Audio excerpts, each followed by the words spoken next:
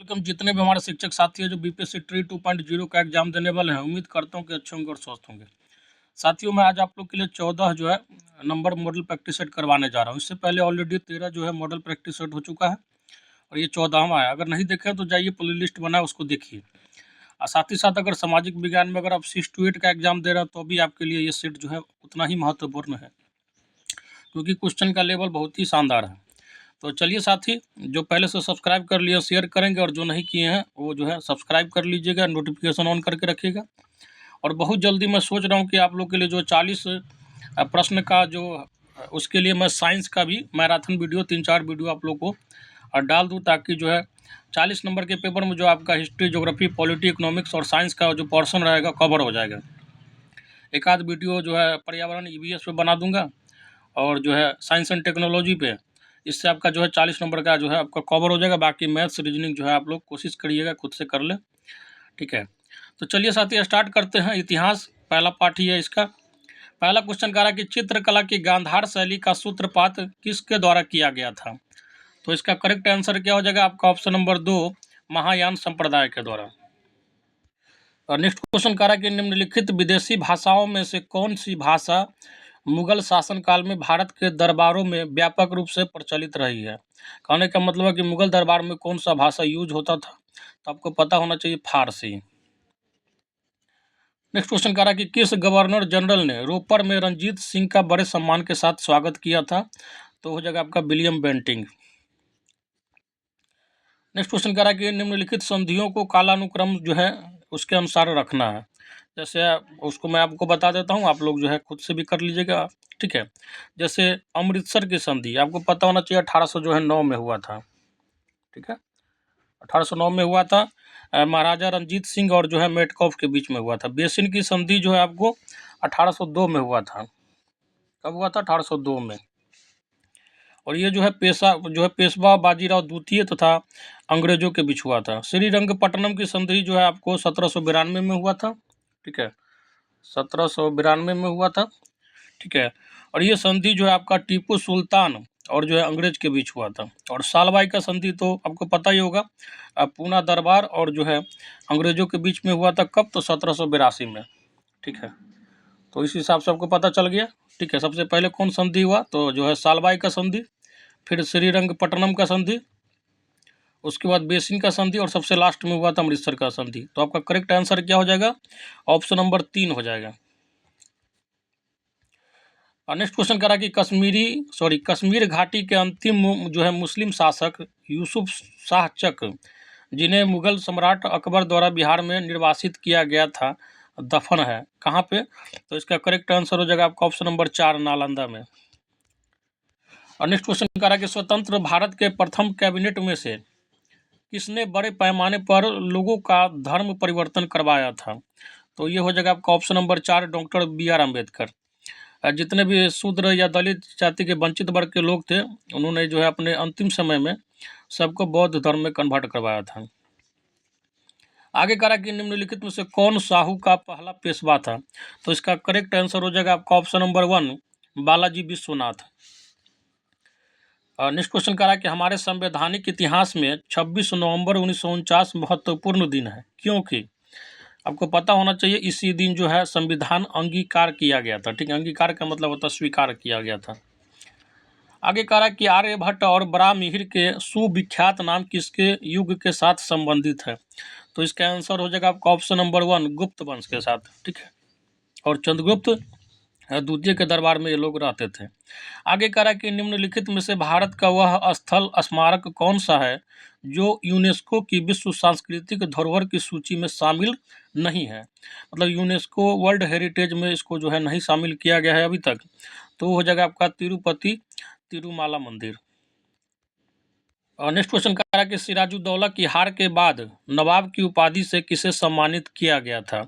तो इसका correct answer हो जाएगा आपका ऑप्शन नंबर 1, मीर जाफर को। आगे कह रहा है कि मोहम्मद गौरी विजित प्रदेशों की देखभाल के लिए निम्नलिखित में से किस विश्वसनीय जनरल को छोड़कर गया था?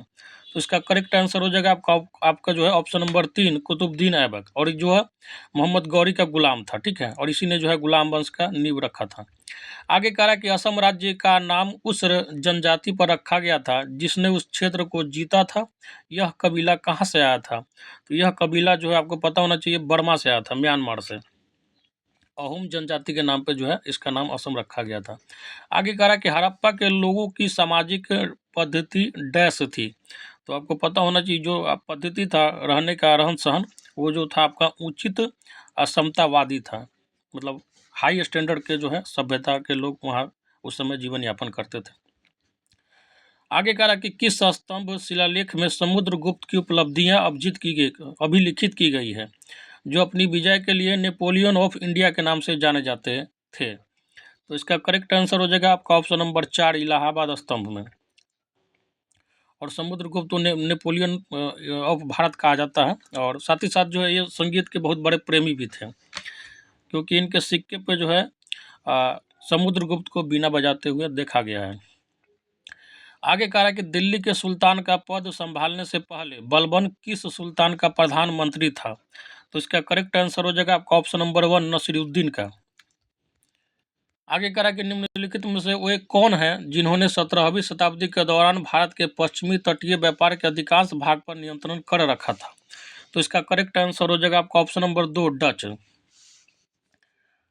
नेक्स्ट क्वेश्चन कह रहा है कि तीसरे एंग्लो मैसूर युद्ध को समाप्त करने के लिए टीपू सुल्तान ने अंग्रेजों के साथ निम्नलिखित में से कौन सी संधि की थी? तो अभी जस्ट थोड़ा देर पहले बताया हूँ, श्रीरंगपट्टनम की संधि, ठीक है। चलिए आगे कह रहा है कि गांधी जी ने किस सिद्धांत या युक्ति के माध्यम से आर्थिक असमानताओं को दूर करने का प्रयास किया था? आर्थिक असमानता का मतलब गरीबी अमीरी को। तो ये हो जाएगा आपका ऑप्शन नंबर 3 न्यासधारिता सिद्धांत। नेक्स्ट क्वेश्चन कह रहा है कि निम्नलिखित जोड़ों में से किसने देशी रियासतों को भारतीय संघ का अंग बनाने में सबसे महत्वपूर्ण भूमिका अदा की है? तो आपको बहुत अच्छे से पता होना चाहिए सरदार पटेल और जो है बीपी मेनन का बहुत बड़ा योगदान रहा है। जितने भी उस समय देशी रियासत थे जो अंग्रेज के जाने के बाद भारत में नहीं मिलना चाहते थे, उनको जो है या तो छल से होता व बल से होता, उनको मिलाने का भारत में काम किसने किया था? तो सरदार जो है पटेल ने किया था। आगे कह रहा है कि सिंधु घाटी की खुदाई में मिले अवशेषों में तत्कालीन व्यापारिक और आर्थिक विकास के द्योतक निम्नलिखित में से कौन से हैं? तो ये हो जाएगा आपका ऑप्शन नंबर 2 मुद्राएं। नेक्स्ट क्वेश्चन कह रहा है कि गुप्त शासकों के बारे में निम्नलिखित में से कौन सा कथन जो है सही नहीं है, ठीक है, गलत पूछा जा रहा है? तो ऑप्शन नंबर 2 दिख रहा होगा आपको, राजपद वंशागत था और सिंहासन सदा सबसे बड़े पुत्र को मिलता था, ये जो है करेक्ट नहीं है। नेक्स्ट क्वेश्चन कह रहा है कि बिहार के सुप्रसिद्ध संत शरफुद्दीन मनेरी का संबंध सूफियों के किस संप्रदाय से है? और ये बहुत पूछा जाता है, ध्यान रखिएगा। सोहरावर्दी जो है संप्रदाय उससे था, ठीक है। आगे कह रहा है कि भारतीयों ने साइमन कमीशन का बहिष्कार क्यों किया था? तो आपको पता होगा सारे के सारे जो है उसमें मेंबर जो थे अंग्रेज थे, इसीलिए जो है विरोध किया था। तो आपका आंसर जो हो जाएगा ऑप्शन नंबर 3 हो जाएगा, वह केवल गोरों का कमीशन था, भारतीय प्रतिनिधित्व के बिना। आगे कह रहा कि रवि कीर्ति जो एक जैन थे और जिन्होंने एहोल प्रशस्ति की रचना की थी को किसका संरक्षण प्राप्त था? तो इसका करेक्ट आंसर हो जाएगा आपका ऑप्शन नंबर 3 हो जाएगा, पुलकेशिन द्वितीय। नेक्स्ट क्वेश्चन कह रहा कि एक विशेष प्रकार का कुआं जिसमें जल स्तंभ के दबाव के कारण पानी स्वतः एक छेद से भूपृष्ठ पर उठ आता है, उसे डैश कहते हैं। तो उसको जो है उष्णोत्स कहते हैं, ठीक है, ऑप्शन नंबर 4 करेक्ट हो जाएगा। नेक्स्ट क्वेश्चन कह रहा है कि निम्नलिखित में से किन भारतीयों में शीत ऋतु में कह रहा है कि निम्नलिखित में से किन भारतीय राज्यों में शीत ऋतु में पश्चिमी मौसम विक्षोभों के कारण जो है वर्षा होती है? तो ये हो जाएगा आपका ऑप्शन नंबर 1 पंजाब और हरियाणा में जो है पश्चिमी विक्षोभ के कारण ठंडी के समय में भी वर्षा हो जाती है। आगे कह रहा है कि भारत में लोहा उत्पादन करने की लागत अन्य देशों की तुलना में किस कारण काफ़ी कम है? तो इसका आंसर हो जाएगा आपका ऑप्शन नंबर 4 कोयला और लोहा एक ही क्षेत्र में पाए जाते हैं। आगे कह रहा है कि निम्नलिखित में से कौन सी जगह भारत के जैव विविधता के लिए प्रमुख स्थल या हॉट स्पॉट है? और ये भी एक क्वेश्चन है, ठीक है, बहुत पूछा जाता है, ध्यान रखिएगा। पश्चिमी घाट, पश्चिमी घाट है उसको जैव विविधता का जो है हॉट स्पॉट बोला जाता है या प्रमुख स्थल बोला जाता है, क्योंकि यहाँ पे बहुत प्रकार के वनस्पति, जीव जंतु वगैरह पाए जाते हैं। आगे करा कि ज्वालामुखी के संबंध में कौन सा कथन गलत है, तो इसका करेक्ट जो है आपका आंसर हो जाएगा, मतलब गलत कथन जो है आपका ऑप्शन नंबर 3 है। ज्वालामुखी विश्व के सबसे आकर्षक पर्यटन स्थल है, ऐसा कुछ नहीं है। आगे करा कि उच्चतम कोटि और जो है सर्वोत्तम गुणवत्ता वाला कोयला कौन है, तो आपको पता होना चाहिए एंथ्रासाइट। एंथ्रासाइट में जो है सबसे ज़्यादा कार्बन का मात्रा होता है 80 से लेकर 95% तक, और ये जो सबसे टॉप क्वालिटी का कोयला माना जाता है और जलने के समय मतलब बहुत कम धुआं उत्पन्न करता है। आगे करा कि किसी खेत में सांप और गिद्ध चूहों को खा रहे हैं, ठीक है। सांप जो है क्या करा, सांप और गिद्ध दोनों मिलकर चूहा को खा रहा है। यदि उसी खेत में जंगली कुत्तों को छोड़ दिया जाए तो तत्काल परिणाम क्या होगा, तो इसका परिणाम क्या होगा, तो चूहों की संख्या में जो है क्या हो जाएगा, इसका तत्काल परिणाम क्या होगा बताइए, तो चूहों की संख्या में जो है कमी हो जाएगी। नेक्स्ट क्वेश्चन कह रहा है कि रेखांश की प्रत्येक डिग्री के लिए किसी जगह के स्थानीय मान में ग्रीनविच समय से कितना अंतर होता है, तो आपको पता होना चाहिए 4 मिनट का अंतर होता है। 1 डिग्री देशांतर का अंतर होने पे समय में 4 मिनट का अंतर होता है। आगे कह रहा है कि भारत में निम्नलिखित में से वह फसल मौसम कौन सा है जो मई जून में शुरू होता है और जिसमें धान और ज्वार बाजरा आदि मुख्य फसलें उगाई जाती हैं, तो आपको पता होना चाहिए कौन सा फसल होगा, बताइए कमेंट बॉक्स में। कुछ क्वेश्चन का आंसर बताते रहिए आप लोग। तो ये हो जाएगा आपका खरीफ हो जाएगा, और खरीफ के फसल के लिए क्या होता है, तो पानी की ज़्यादा आवश्यकता होती है और इसीलिए ये गर्मी में जो है होता है।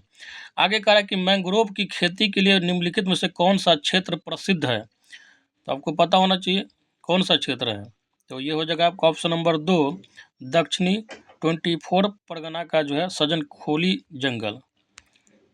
आगे कह रहा है कि सुरमा नदी जिसे बराक नदी के नाम से भी जाना जाता है डैश से निकलती है, तो ये जो है आपका मणिपुर की पहाड़ियों से निकलती है।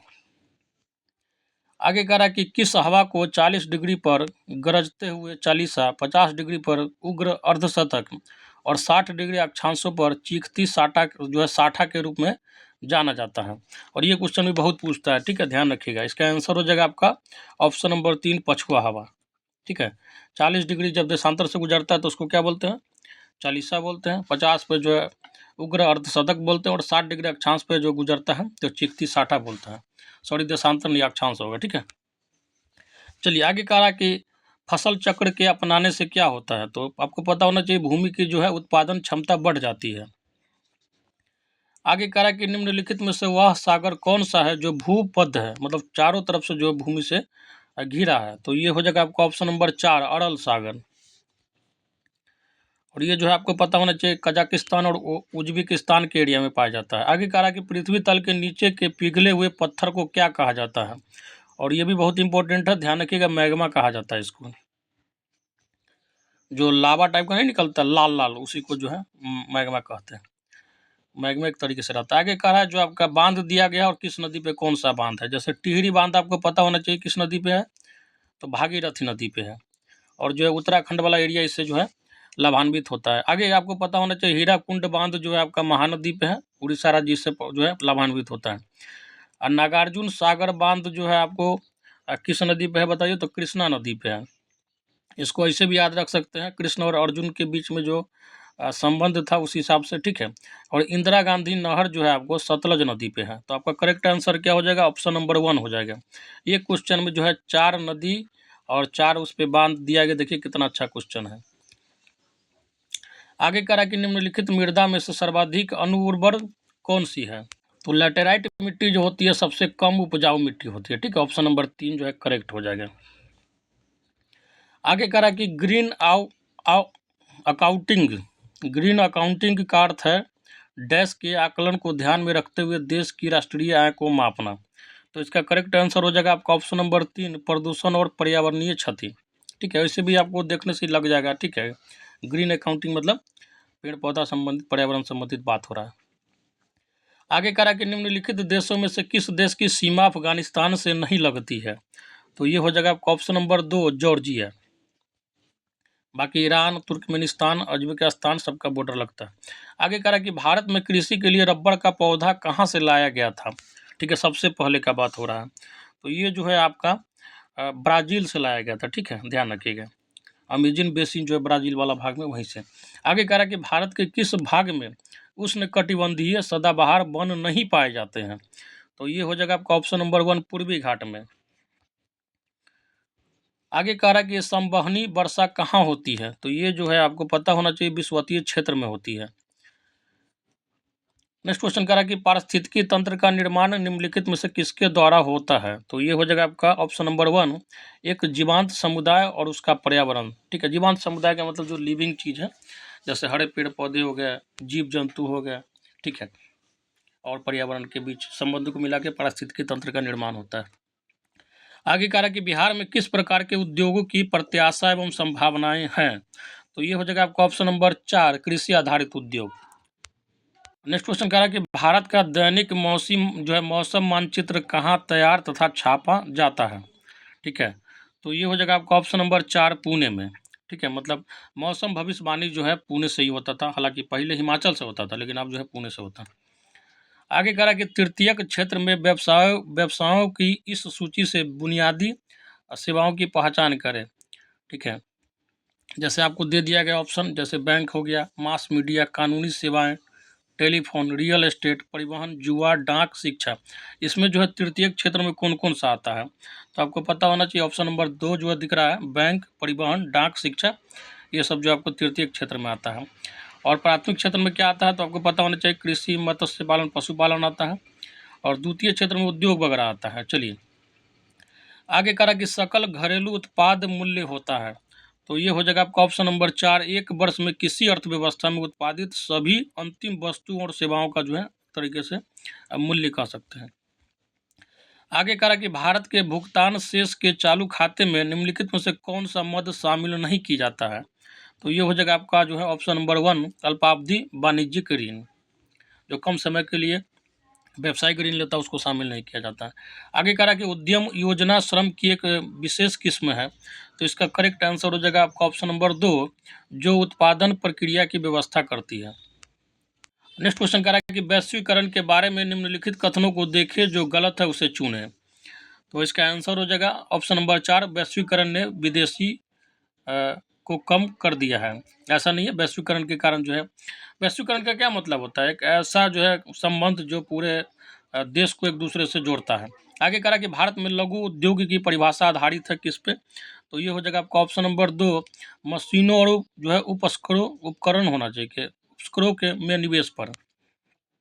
कथन कह रहा है कि भारत एक समृद्धशाली देश है जिसमें गरीब लोग निवास करते हैं का तात्पर्य है। तो इसका करेक्ट हो जाएगा आपका ऑप्शन नंबर 4, ठीक है। देश में मूल्यवान विस्तृत संसाधन है लेकिन उनका उचित प्रकार से दोहन नहीं हुआ है, ऑप्शन नंबर 4। आगे कह रहा है कि किस पंचवर्षीय योजना में भारत के विकास का प्राथमिक दायित्व सरकारी क्षेत्र को स्थानांतरित कर दिया गया था?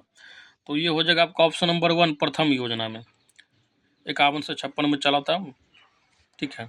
आगे कह रहा है कि खाद्य सुरक्षा से अभिप्राय है, तो इसका करेक्ट आंसर हो जाएगा आपका ऑप्शन नंबर 1 खर्च बर्दाश्त किए जा सकने वाली कीमतों पर भोजन की जो है पर्याप्त आपूर्ति। नेक्स्ट क्वेश्चन कह रहा है कि भारतीय कृषि का विशिष्ट अभिलक्षण है क्या? तो आपको पता होना चाहिए ऑप्शन नंबर 3 जो हो जाएगा करेक्ट हो जाएगा कम भूमि अधिक श्रमिक अर्थव्यवस्था। और नेक्स्ट क्वेश्चन कह रहा है कि किसी न्यायाधीश को एक उच्च न्यायालय से दूसरे में स्थानांतरित करने का अधिकार निम्नलिखित में से किसको है? मतलब एक हाई कोर्ट से दूसरे हाई कोर्ट में जो है न्यायाधीश को भेजने का जो है अधिकार किसके पास है? तो हो जाएगा आपका भारत के राष्ट्रपति के पास, प्रेसिडेंट के पास। आगे कह रहा है कि भारत के मुख्य निर्वाचन आयुक्त का कार्यकाल होता है कितना? मुख्य का, ठीक है, ध्यान रखें मुख्य का पूछा जा रहा है, तो हो जाएगा आपका 6 साल अथवा 65 साल, जो पहले हो जाए। आगे कह रहा है कि भारतीय संविधान के अधिकांश उपबंधों का संशोधन किया जा सकता है, तो ये हो जाएगा आपका ऑप्शन नंबर जो हो जाएगा 2 हो जाएगा अकेली संसद के द्वारा। नेक्स्ट क्वेश्चन कह रहा है कि सरकार की नीति बताते हुए एक उपयुक्त प्राधिकारी द्वारा जारी किए गए संचार के रूप में जाना जाता है, तो ये हो जाएगा आपका ऑप्शन नंबर 1 कार्यालय ज्ञापन। जैसे कोई भी चीज़ नहीं होता है आपको विज्ञापन के तौर पर आता है, तो वही कह रहा है। आगे कह रहा है कि निम्नलिखित में से किसके कारण की गई आपात स्थिति की उद्घोषणा के दौरान अनुच्छेद 19 के विपरीत भी किसी विधि का जो है अधिनियमन किया जा सकता है या कार्यकारी आदेश जारी किया जा सकता है। तो किस स्थिति में, तो आपको पता होना चाहिए, युद्ध या बाहरी आक्रमण की स्थिति में आर्टिकल 352 लगाया जा सकता है। आगे कह रहा कि युद्ध या बाहरी आक्रमण के कारण संविधान के किस अनुच्छेद के अधीन भारत में आपात स्थिति की घोषणा की जा सकती है। तो इसका करेक्ट आंसर हो जाएगा आपका ऑप्शन नंबर 2, 352। ठीक है, जब युद्ध या बाहरी आक्रमण होता है तो उस समय जो है अनुच्छेद 352 लगा के पूरे देश में जो है राष्ट्रपति, पूरे देश में जो है आपात का स्थिति लगाया जाता है। अगर राज्य का जो है सही से नहीं संभाल पा रहा है मुख्यमंत्री वगैरह से, तो उसके लिए जो है 356 लगाया जाता है अनुच्छेद। ठीक है, उसमें राष्ट्रपति कानून जो है राज्य में लगाया जाता है। और वित्तीय आपातकाल की स्थिति में आर्टिकल जो है 360 लगाया जाता है। आगे कह रहा है कि अभिव्यक्ति ग्राम सभा सही रूप में निरूपित करती है किसको, तो ये हो जाएगा आपका ऑप्शन नंबर 3, पंचायत के लिए निर्वाचक मंडल को। आगे कह रहा है कि विवाह, तलाक, विरासत आदि जैसे नागरिक मामलों में संविधान द्वारा विधिक नियम बनाने के लिए अलग से किसको प्राधिकार दिया गया है, तो ये हो जाएगा आपका ऑप्शन नंबर 3, केंद्र एवं राज्य दोनों को समवर्ती सूची द्वारा। नेक्स्ट क्वेश्चन कह रहा है कि निम्नलिखित में से कौन सा वाक्य 1992, क्वेश्चन नंबर 69 में फिर से पढ़ दे रहा हूँ। कह रहा है कि निम्नलिखित में से कौन सा वाक्य 1992 के विकेंद्रीकरण अधिनियम के बारे में सत्य नहीं है। तो इसका जो हो जाएगा, जो आंसर हो जाएगा ऑप्शन नंबर 3 हो जाएगा, पंचायती चुनाव कराने के लिए भारत का चुनाव आयोग। ठीक है, पंचायती चुनाव कराने के लिए जो है चुनाव आयोग नहीं आते हैं। ठीक है, आपको पता होना चाहिए। महिलाओं को जो है 33% आरक्षण है पंचायती राज व्यवस्था में, बिल्कुल सही बात है। 5 वर्ष में जो है चुनाव होता है। और SC ST और OBC के लिए भी आरक्षण है इसमें। ठीक है, चलिए 73वें संविधान संशोधन के द्वारा 1992 में आया था। आगे कह रहा है कि नौकरियां और शैक्षिक संस्थानों में समाज में कमजोर वर्ग के लिए आरक्षण उपलब्ध कराने हेतु केंद्र सरकार को संविधान का कौन सा प्रावधान अधिकार देता है, तो ये हो जाएगा आपका जो है ऑप्शन नंबर 2 हो जाएगा, अनुच्छेद 16। आगे कह रहा है कि भारतीय संविधान के आधारभूत अभिलक्षण कौन से हैं जिन्हें अनुच्छेद 368 के अंतर्गत संशोधित नहीं किया जा सकता है, तो ये हो जाएगा आपका ऑप्शन नंबर 4, संप्रभुता, भूभागीय अखंडता, संघीय प्रणाली, न्यायिक समीक्षा और शासन की जो है संसदीय प्रणाली।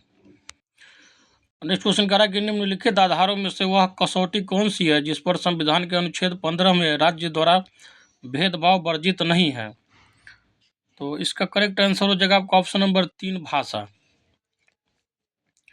आगे कह रहा है कि निम्नलिखित में से कौन सा अनुच्छेद आपातकालीन उपबंधों से संबंधित है, तो ये हो जाएगा आपका ऑप्शन नंबर जो है 3 दिख रहा होगा, 352, 356, 360। 352 में जो है राष्ट्र में आपात लगता है, 356 में राज्य में और 360 में वित्तीय आपात लगता है।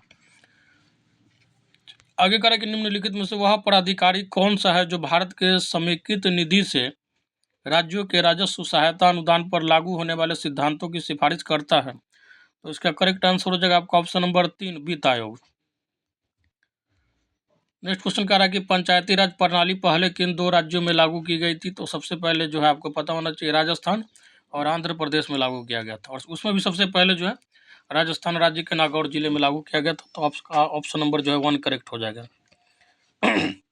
आगे कह रहा है कि स्वतंत्र भारत में निम्नलिखित में से कौन सी महिला किसी राज्य की पहली राज्यपाल थी, और ये बहुत पूछा जाता है, ध्यान रखिएगा, सरोजनी नायडू, ऑप्शन नंबर 1 हो जाएगा। और सुचेता कृपलानी जो है किसी भी राज्य की जो है भारत में प्रथम महिला मुख्यमंत्री थी जो उत्तर प्रदेश में बनी थी।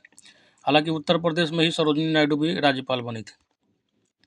आगे कह रहा है कि निम्नलिखित में से कौन सा अधिकार एक राजनीतिक अधिकार है, तो ये हो जाएगा आपका ऑप्शन नंबर 2, चुनाव लड़ने का अधिकार जो है आपका पॉलिटिकल राइट है।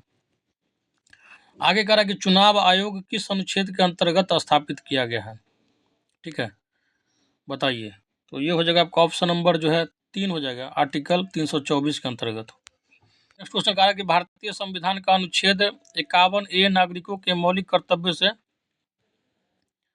सॉरी दोस्तों 79 क्वेश्चन पढ़ना जो छूट ही गया था। आगे कह रहा है कि निम्नलिखित में से किसका संबंध उच्चतम न्यायालय की सलाहकार अधिकारिता से है, तो ये हो जाएगा आपका जो है ऑप्शन नंबर 4 हो जाएगा, कानून अथवा तथ्यों के बारे में राय मांगने वाले भारत के राष्ट्रपति। और लास्ट क्वेश्चन जो आज के सेट का कह रहा है कि भारतीय संविधान का अनुच्छेद 51A नागरिकों के मौलिक कर्तव्य से संबंधित है, किस संविधान संशोधन से इसे लाया गया है, तो आपको पता होना चाहिए 42वां संविधान संशोधन 1976 में हुआ था। इसके अंतर्गत जो है आपको मौलिक कर्तव्य जो है लाया गया था 51A अनुच्छेद के द्वारा।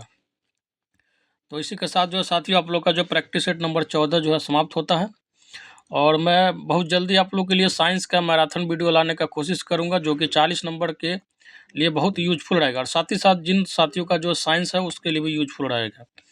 तो आप मैराथन का वीडियो जरूर देखिएगा, क्योंकि 40 नंबर के पेपर में आप लोग के लिए भी यूजफुल रहेगा, और कोई आगे भविष्य में एग्जाम का तैयारी करता है तो उसके लिए भी यूजफुल रहेगा। साथ ही साथ जिन साथियों को 9th-10th का सोशल साइंस या हिंदी का PDF चाहिए, और नीचे कमेंट बॉक्स में नंबर दिया गया है, उस पर मैसेज करके PDF ले सकते हैं।